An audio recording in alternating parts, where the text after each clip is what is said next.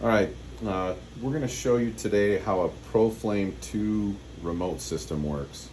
Um, I realize most people probably don't know what ProFlame 2 means. It is the second generation of the SIT control system. That's what we're looking at here. If you purchased a Mendota, a Regency, a Kingsman fireplace from us anytime from 2012 until today, this is the system that is in it.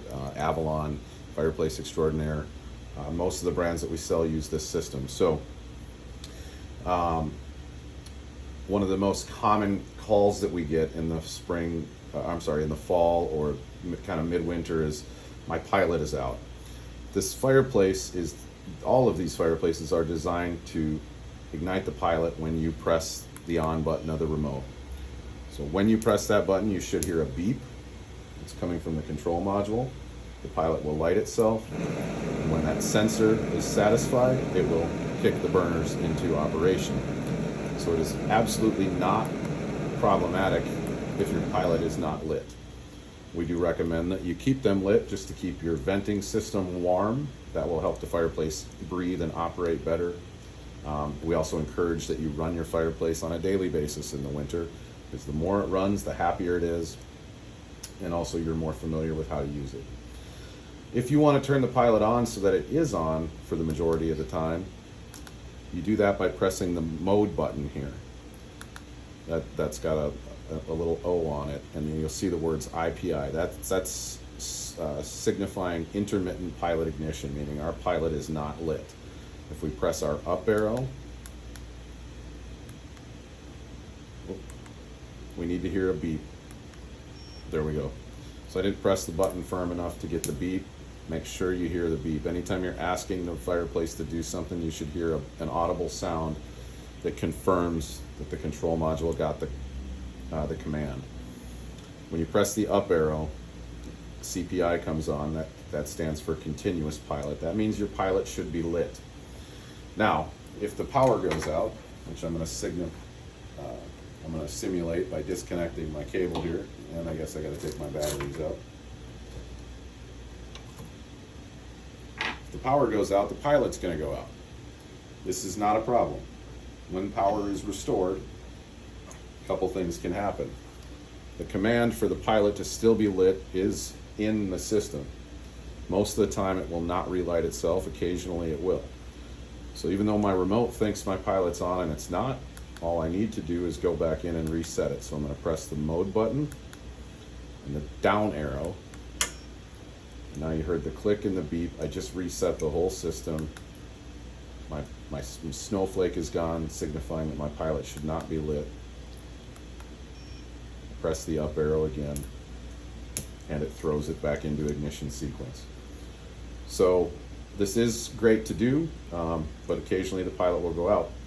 Another thing too, if you aren't diligent about your maintenance and you get too much carbon on that flame sensor, the pilot will shut itself down. That is its job. That sensor's job is to shut the whole system down if it's ever not happy, and when it does that, all gas flow immediately stops coming through to the fireplace. You have nothing to worry about. So whether we're in continuous pilot or not, these fireplaces are operated by pressing the top button here to get the flame to come on, and then the second button is the thermostat. So occasionally we'll get a phone call and somebody says, my fireplace has a mind of its own, it's running, I don't know what's going on. Usually I'll ask what it says next to their thermometer. The top number here is the room temperature. When we press this thermometer button, we disengage the thermostat, so it says off, or we engage the thermostat, it says on or smart. 75 degrees in the room, it's set at 44. It's going to obviously need to be 76 or higher for the fireplace to come back on. It will function with a 1 degree difference, and I adjust that temperature of comfort by just using my arrow buttons here. Wherever this remote is sitting is where it's going to read that temperature. We recommend it be no more than 30 feet away from the fireplace. Smart thermostat mode just lowers the flame and the heat output the closer these two numbers are together.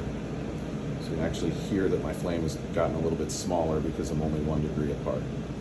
And again, to disengage thermostat mode, we press our thermometer button and make sure we hear a beep, and now we're back in manual operation mode.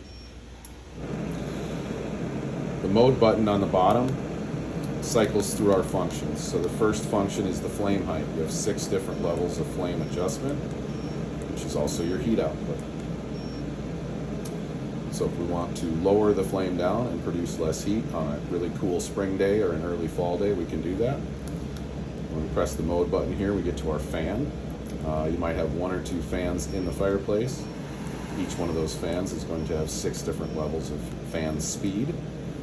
I have a couple of these fireplaces in my own house, and I can tell you when it's 20 below zero, I might run the fan on the 2 setting. I usually leave the flame a little bit higher, and that's just personally how I like it. The next function is the light. Accent lighting is in a lot of fireplaces today. So you have 6 different levels of accent lighting. Personally, again, I tend to keep mine on a lower level. Not all systems have this, but Mendota, Fireplace Extraordinaire, and a few others have the dual burner capability. So the last function here is the rear burner, which again, we use the up and down arrows to engage or disengage. That gives you a further level of comfort over your fireplace. It's one of the things we love about these fireplaces, and this control system for that matter. Gives you really about a 75% reduction in heat, giving you more use of your fireplace all year round. And if I happen to shut the fireplace off with just the single burner on, that is also how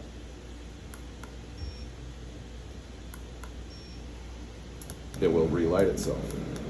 That rear burner, the solenoid was off when I shut it down. That's how it's going to come back on. That is how the ProFlame 2 system operates.